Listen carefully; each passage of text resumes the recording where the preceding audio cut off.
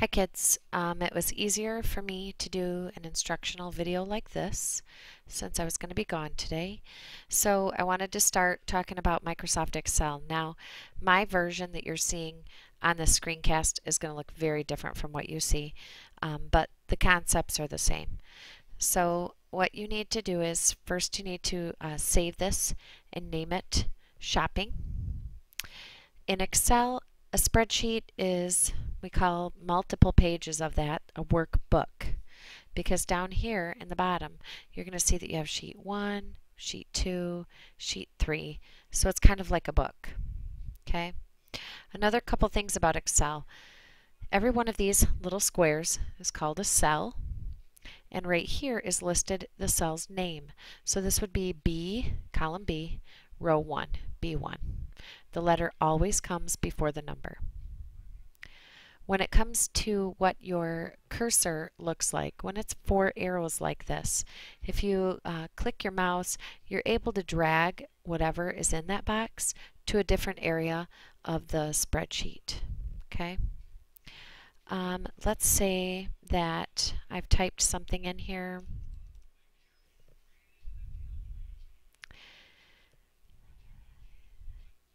Now I can pick it up and move it around.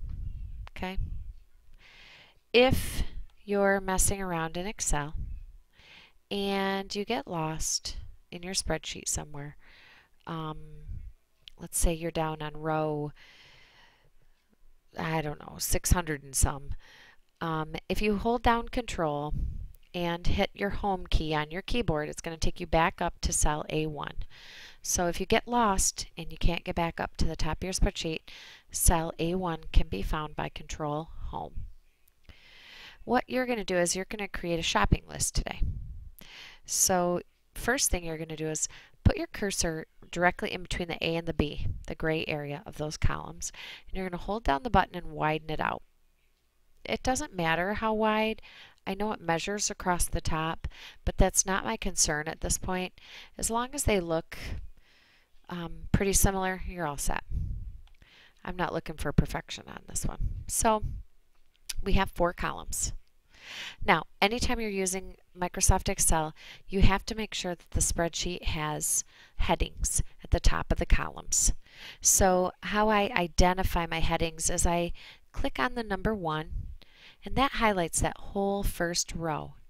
And I change all of the settings for that font to bold, size 12, just a little bit bigger than the normal, and I center that text.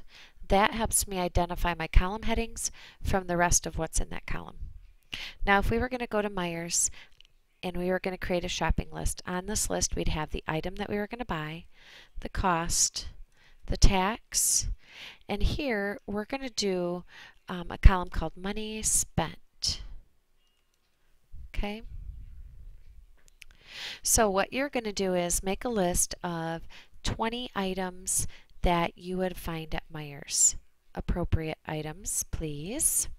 So let's say a CD, bananas, a book,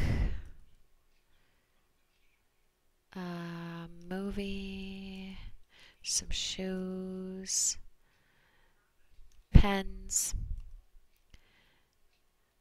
a volleyball. Of course, you knew I'd say that. So we'll go that far.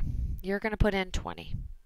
One way I always remind myself that I have to get, a certain number of items is I would just click in between the rows and click and drop that line down a little further, expand that row. That way I know how I'm working through things. Okay, so 20 items. For cost, you're going to put in just a make-believe cost. Bananas, $1.57, book,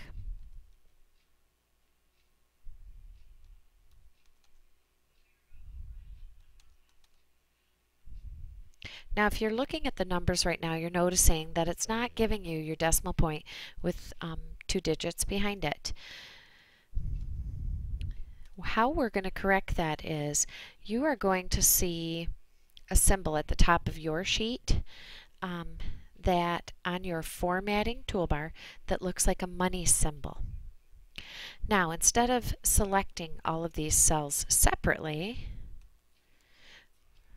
that have money in it, what we're going to do is we're going to click on B for the whole column, and then we're going to click the money symbol. Now again, my toolbars look different than yours because I have a newer version of Microsoft Excel. Don't let that get you in a bunch. On your formatting toolbar, you're going to see a button that looks like a money symbol. So highlight the whole column, click on the money symbol. Now tax is going to be a little different. Tax, you have to type in a formula. What the formula is doing is it's telling the spreadsheet or the program, I want this cell to equal the cost, so you would click on that cell. Don't ever type in that information if you've already typed it once. You're going to click on that cell, you're going to multiply it, that's that little asterisk above the 9 on your number keypad, 0.06. We pay 6 pennies in the state of Michigan tax on every $1 that we spend in a store. Okay. So 96 cents tax. Now your money spent is going to be equal to this plus this. So you need 20 items on your list, up to 20. You are going to add make-believe costs. Your formula here, after you've typed your tax formula one time, in the bottom right corner you're going to see a little square near the cell. If you put your cursor on it, your cursor is going to turn into 2 black lines. You're going to click, hold down that button, drag down those boxes, and it actually copies the formula for you in all 7 of those other boxes. It saves you a lot of time by copying that formula that way. Money spent is different. Money spent is going to be equals what we already spent on the CD plus the cost of the next item plus the cost, or I'm sorry, the tax of the bananas. Now, in Michigan, we're not going to charge tax on bananas, so I'll show you how to fix that in a minute. If you notice in this formula, I do not use brackets. They are not necessary. As long as you're using your addition symbol, you're all set. Now, how I will correct the tax on the bananas is, when I hit enter, my formula is all set. I'll just go back here to this one for the bananas that says it's 9 cents tax, and if I just enter a 0, everything works out okay, but it subtracts that tax out of my money spent. If you have questions, talk to your substitute teacher. I will be back Monday. We're going to go over this thoroughly. I just want to see how you do with these instructions from this video. Have a great day, guys. I hope everything works out. Again, keep your items appropriate. Later.